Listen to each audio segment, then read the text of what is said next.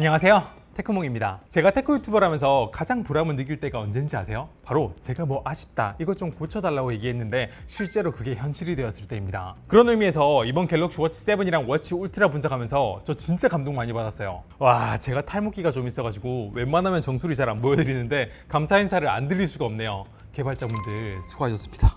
여튼 제가 지난 영상에서 갤럭시 워치를 포함한 이번 갤럭시 언팩 제품에 대해서 전체적으로 빠르게 말씀을 드렸다면, 이번에는 이 갤럭시 워치 신제품에 집중해서 제가 왜 이렇게 감동하는지, 그리고 뭐가 어떻게 바뀌었고 실제 우리 생활을 어떻게 편리해질 수 있는지와 많은 분들이 기다리셨던 각종 갤럭시 워치랑 가민, 그리고 애플워치의 각종 상황별 GPS 성능까지 제가 테스트한 걸 자세히 알려드릴게요.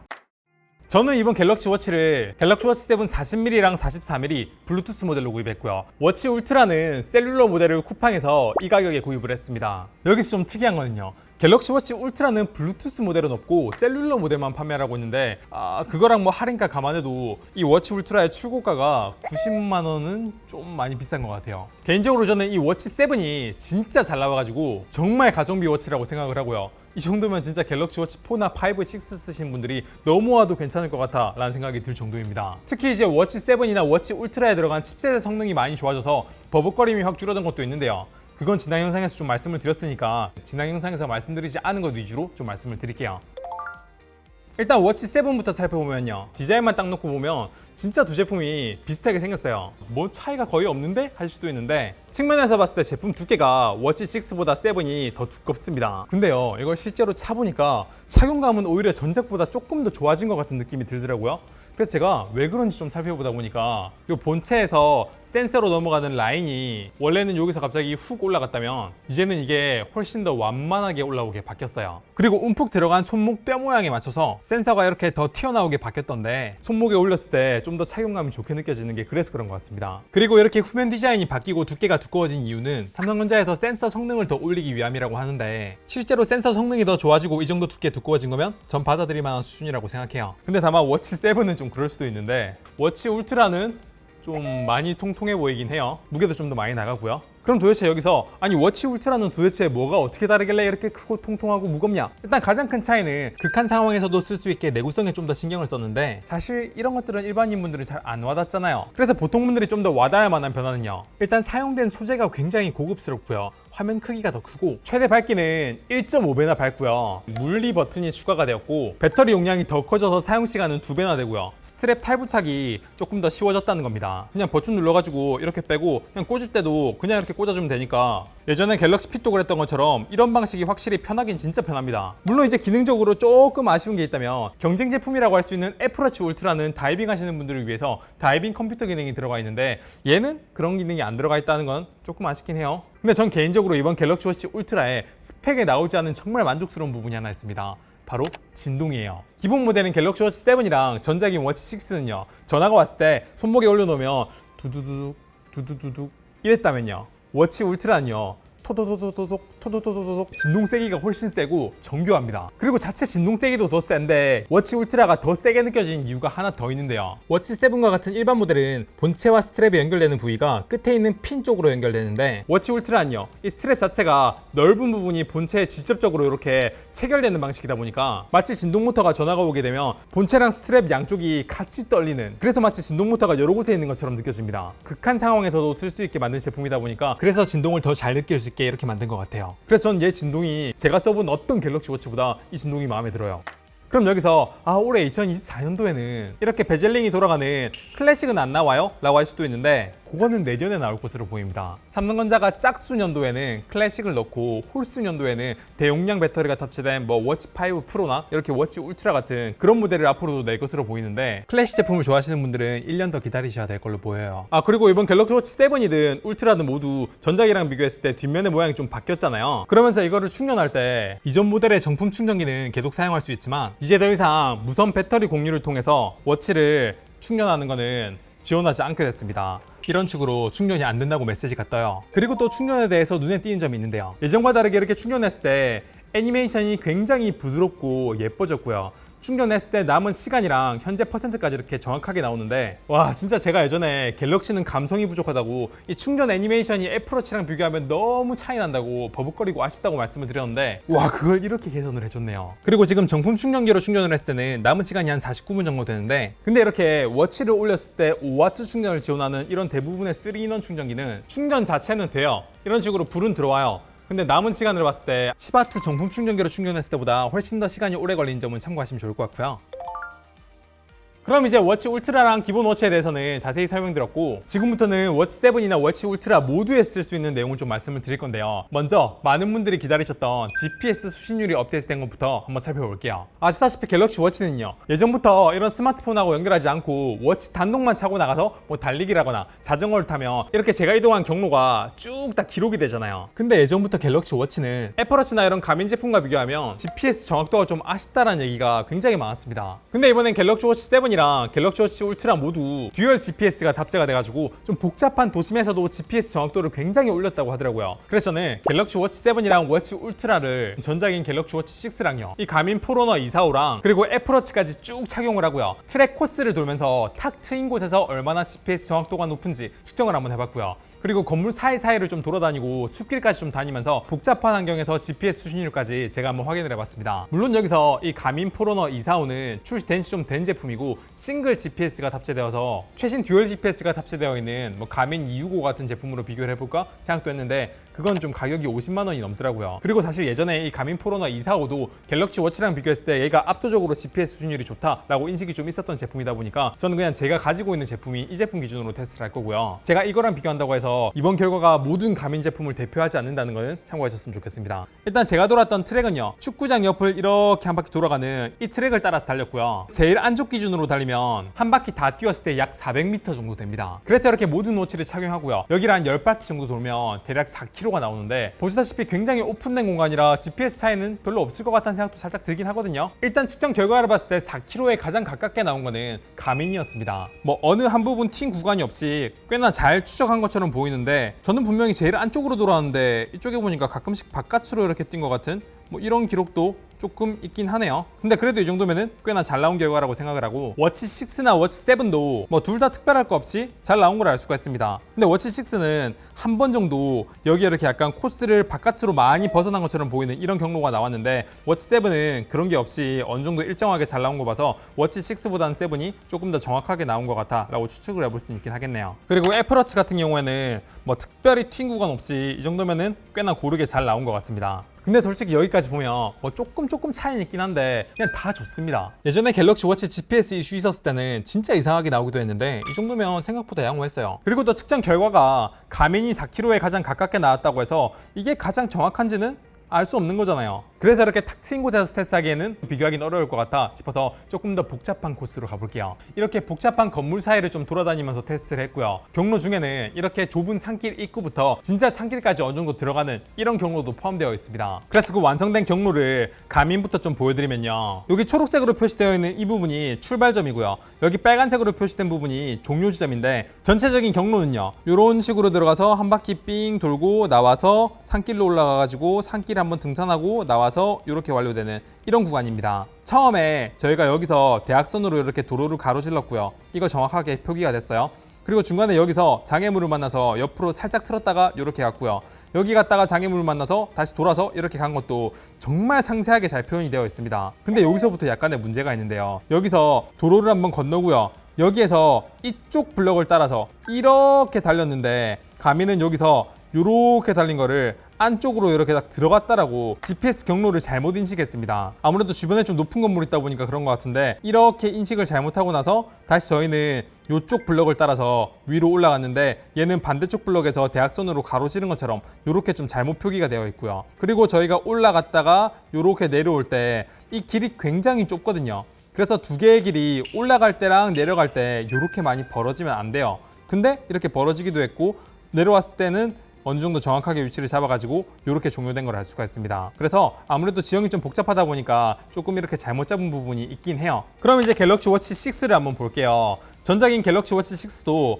이런 식으로 경로를 추적하긴 했고 출발 지점, 완료 지점 다 제대로 표현되는데 자세히 살펴보면요. 대각선으로 가는 것까지는 맞았는데 여기 중간에 장애물을 잠깐 비켜서 갈 때 약간 역주행해가지고 이렇게 간 것처럼 잘못 표기가 되긴 했죠. 그리고 여기서도 한번 갔다가 살짝 뒤로 튼 이런 경로가 있었는데 얘는 그거를 이렇게 그냥 깔끔하게 중간에 보정을 해버렸습니다. 그리고 여기서는 어느 정도 제대로 갔는데 여기서도 저희는 이쪽 블럭을 타고 갔거든요. 근데 얘는 이쪽 블럭이 아니라 반대쪽 블럭을 타고 이렇게 간 것처럼, 물론 요거하고 요거 사이 거리는 매우 짧긴 하지만 어쨌든 이쪽 블럭으로 가까이 가서 왔다 라고 표현이 되었고, 그리고 도서관 쪽을 이렇게 올라가서 산을 탔는데 산 탈 때 두 개의 코스 사이 거리는 아까 가민보다는 훨씬 더 좁게 이렇게 표현된 걸 알 수가 있죠. 그래서 가민이랑 워치 6랑 비교했을 때 저는 개인적으로 초반 정확도는 진짜 가민이 완전 세밀하다 좋다 싶었는데, 조금 복잡하거나 이동을 좀 하다 보니까 가민은 좀 경로를 잘못 잡는 게 너무 좀 심하게 잘못 잡은 이런 경로가 있고요. 워치 6는 상세함은 좀 떨어지지만 심하게 잘못 잡은 경로 없이 그래도 어느 정도 잘 구현을 한 걸 알 수가 있습니다.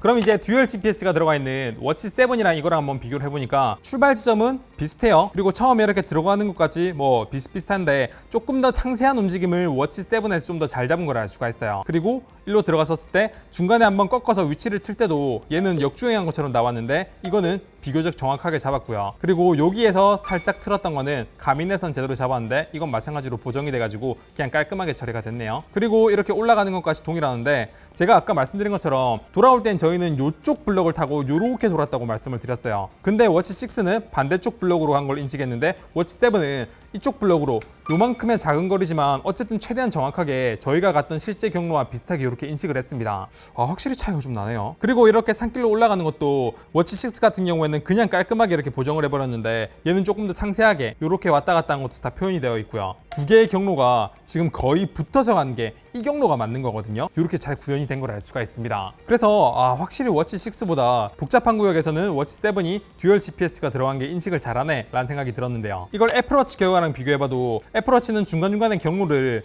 보정을 좀 많이 하는지 깔끔하게 보이려고 좀 울퉁불퉁함이 좀 덜하다는 느낌이 들었고요. 그리고 애플워치도 여기에서 나와가지고 이쪽 블럭을 타고 저희가 주로 움직였는데 블럭을 중간에 가로지르지 않았는데 가로질렀다고 이렇게 잘못 표기가 됐죠. 그리고 산길로 올라갔을 때 산길 내에서도 어느 정도 이렇게 갭이 있으면 안 되는데 있게 표기가 되었습니다. 이렇게 표기가 됐으면 훨씬 좋았을 텐데 말이죠. 그래서 저는요, 이렇게 여러 가지 워치를 다 비교해서 한번 테스트를 해보니까 갤럭시 워치 7이 가장 위치를 잘 잡았고요. 그 다음으로는 갤럭시 워치 6, 그리고 그 다음으로는 애플워치, 그리고 꼴찌는 굉장히 의외로 가민이었어요. 이 결과를 보고 어떤 분들은 아니 테크몽이 또 억지로 삼성 칭찬하려고 가민은 옛날 제품 가져오고 애플워치는 울트라 모델이 아니라 기본 모델 가져오고 그래가지고 뭘 비교를 제대로 해서 삼성 억바한다 라고 하실 수도 있을 것 같다는 생각이 들거든요. 제가 이번 영상에서 보여드린 거는 삼성이 무슨 애플이나 가민보다 한 수 위다 뭐 이렇게 말씀드리는 게 아니라 그냥 제가 가지고 있는 제품 기준으로 테스트했을 때 결과가 이렇게 나왔다라는 걸 그냥 보여드리는 거예요. 그리고 워치 6랑 7이 차이를 보였던 것처럼 가민이나 애플워치도 듀얼 GPS가 들어간 좀 더 최신 모델을 사용했으면 이거보다 훨씬 더 결과가 좋았을 거라고 생각하긴 하는데, 그래서 전 이 테스트의 결과를 여러분이 봤을 때 뭐 갤럭시 워치 7이 뭐 가민이나 애플보다 낫네 이게 아니라 워치 6에서 7으로 오면서 많이 GPS 성능이 좋아졌네, 예전 구형 가민과 비교했을 때는 조금 더 낫고 애플워치 기본 모델보다도 좀 나은 게 있는 것 같네 라고 해석하시면 좀 괜찮을 것 같다고 생각이 듭니다. 다행히 소프트웨어가 업데이트돼서 그런지 하드웨어적으로 업데이트가 돼서 그런지 제가 테스트한 모델에는 예전에 있었던 것처럼 이상하게 결과가 찍히는 건 없었습니다. 그래서 이제는 워치 단독으로 스마트폰하고 연결하지 않고 밖에서 운동을 하시는 분들한테는 이 워치의 GPS 향상된 게 크게 체감될 것 같다는 생각이 들어요.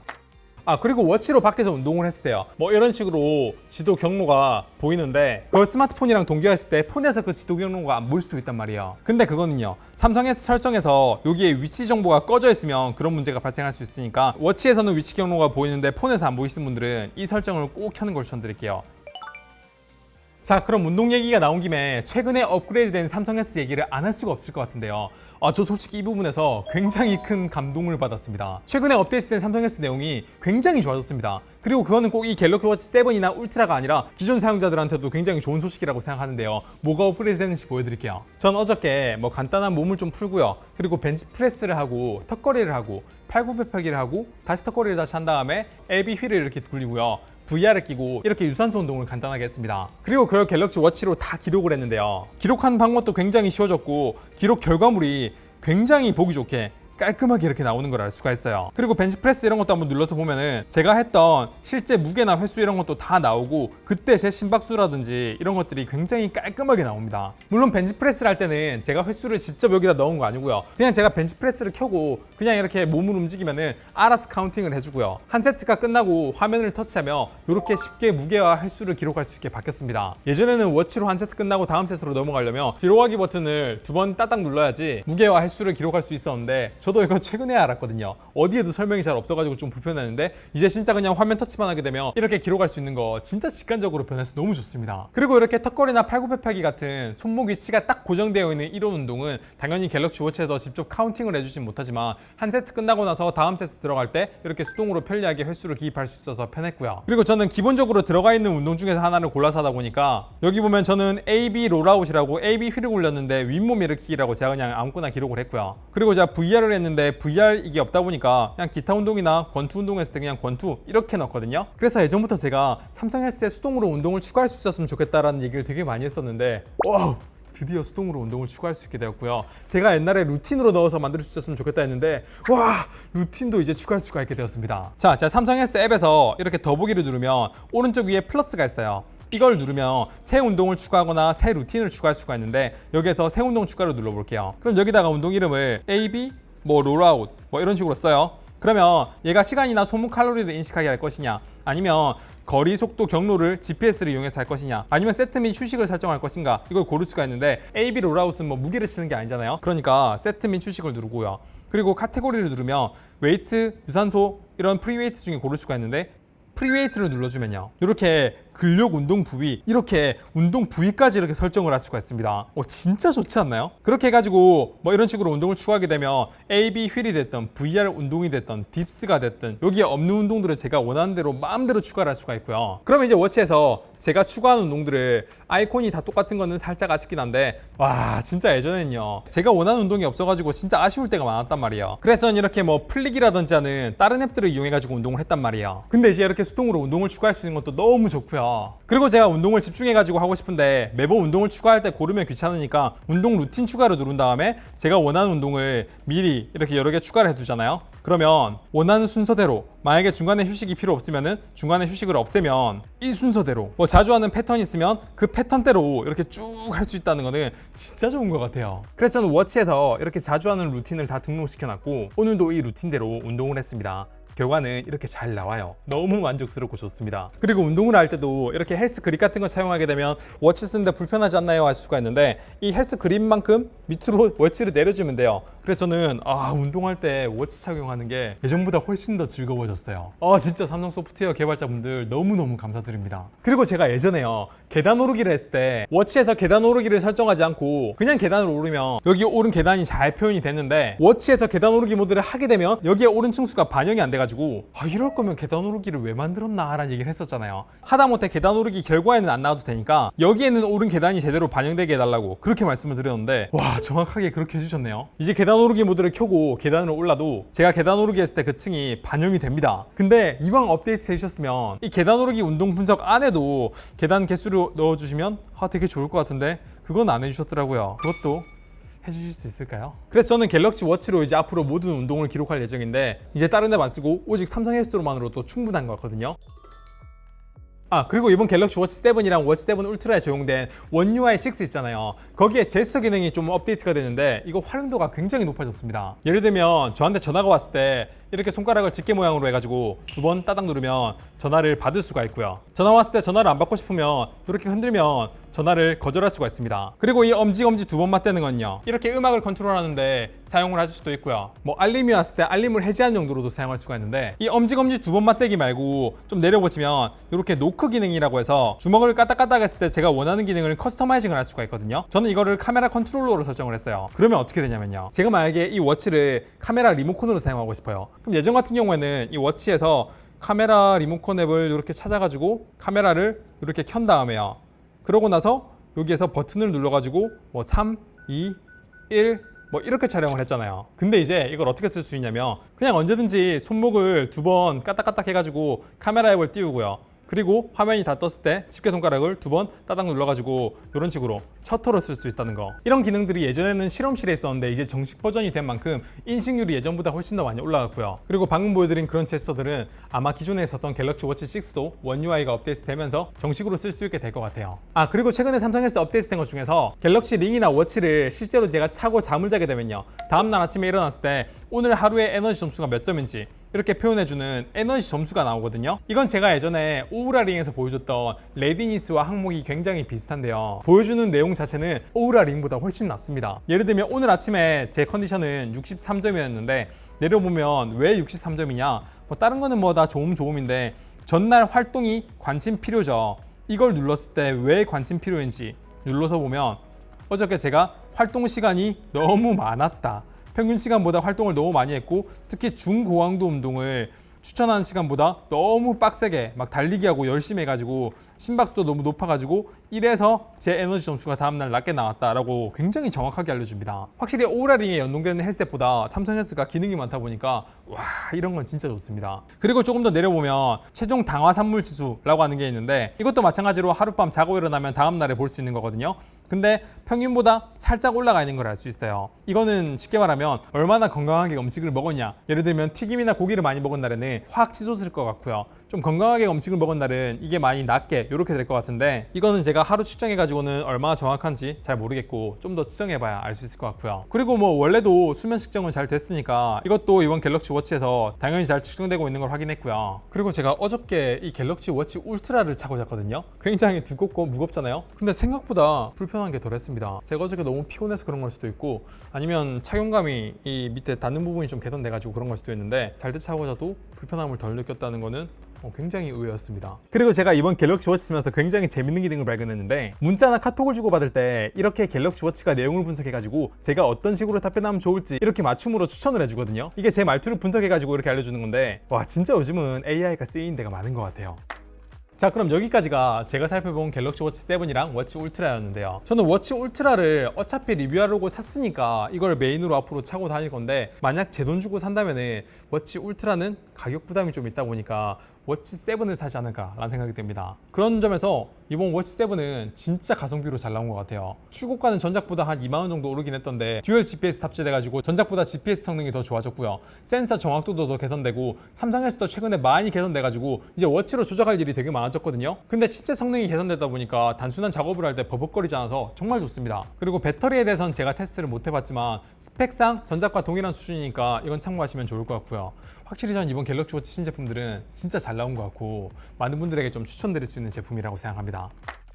자, 그럼 제품에 대한 얘기는 여기까지 하고요. 제품의 여담으로 제 구독자분들 그리고 시청자분들께 조금 드리고 싶은 일이 있어서 그것만 말씀드리고 영상 끝내도록 할게요. 최근에 저는요, 뭐 삼성 갤럭시 제품이든 애플 제품이든 좋으면 좋다, 안 좋으면 안 좋다라고 굉장히 직설적으로 얘기를 하고 있습니다. 이전 원팩에서 나왔던 갤럭시 S24를 예를 들면요, 처음 나왔을 때 굉장히 좋은 건 좋다라고 말씀을 드렸는데 카메라를 좀 쓰다 보니까 이상한 점을 발견해서 카메라가 왜 이렇게 안 좋아졌냐고 직설적으로 이렇게 얘기하기도 했고요. 뭐 애플을 예를 들면 최근에 뭐 전화 벨이 제대로 안 울리는 버그를 제 영상을 찍었고, 그리고 애플이 이거 허위 스펙 아니냐고 아예 대놓고 애플을 좀 비난하는 이런 제목과 썸네일로 영상을 만들기도 했습니다. 그럼 제가 뭐 단점만 얘기하는 억지로 까대는 억까 유튜버냐? 제 구독자분들은 제가 그런 사람 아니라는 거 잘 알 거예요. 예를 들면 제가 최근에 올린 애플 영상 보면 다른 분들은 뭐 애플 AI가 다 별로다, 아이패드 별로다라고 욕했을 때 저는 진짜 잘 나왔다고, 특히 이 AI는 제 기대 이상이었다고 되게 칭찬하는 영상을 올렸었고, 갤럭시는 뭐 말할 것도 없죠. 꾸준히 갤럭시 활용 팁 올리고 있고요, 장점도 올리고 있고요, 오래 써보고 리뷰하는 갤럭시 롱텀 사용기도 장점과 단점 다 솔직하게 말씀드리고 있어요.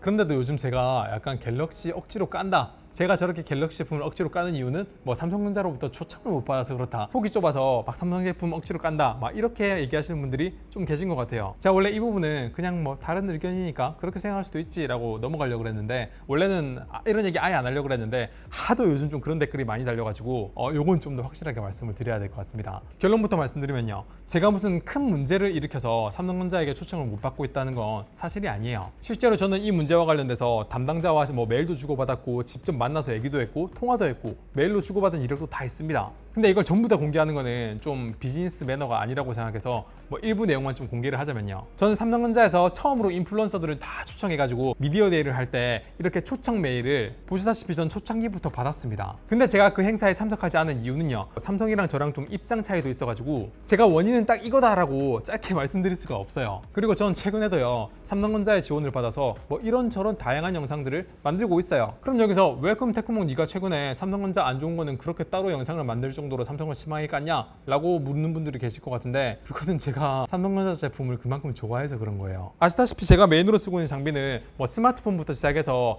태블릿, 워치, 갤럭시 버즈는 뭐 물론이고요. 이제는 갤럭시 링까지 거의 온몸으로 삼성 제품으로 도배하다시피 했는데 저는 진짜 그런 갤럭시 찐 사용자거든요. 그리고 또 정말 감사하게도 제가 막 이런 것들이 아쉽다라고 영상을 만들거나 해서 삼성전자에게 피드백을 넣으면 이번 영상에서 말씀드린 것처럼 삼성에서 굉장히 좀 잘 고쳐주세요. 그러다 보니까 제가 제품에 더 애정이 가고요. 잘 만든 건 잘 만들었다고 하면서도 꾸준히 아쉬운 게 있으면 이 제품이 마치 자식 마냥 이게 좀 더 잘 됐으면 하는 마음에 좀 고쳐주세요, 아쉬워요, 이것 좀 고쳐주세요 계속 그런 영상을 찍는 거예요. 제가 실제로 메인으로 쓰고 있는 갤럭시 제품들이 좀 더 잘 됐으면 좋겠고요. 요즘 외부에서 뭐 팬분들을 만나거나 뭐 삼성 관계자분들이나 뭐 이런 분들을 만나면 제가 삼성을 굉장히 싫어하는 줄 아시는 분들 많은데 오해 없었으면 좋겠고요. 저는 앞으로도 계속 좋은 영상 만들어가지고 채널을 더 많이 성장시키고 뭐 더 많은 기업들과 여러 가지 기회를 만들어가지고 많은 분들에게 도움이 될 만한 정보도 드리고 제품도 더 개선시킬 수 있는 그런 유튜버가 되려고 많이 노력을 해볼게요. 네, 본 영상도 그렇고 잡설도 좀 길었는데 긴 영상 시청해주셔서 감사하고요. 열심히 하겠습니다. 구독, 좋아요 부탁드릴게요.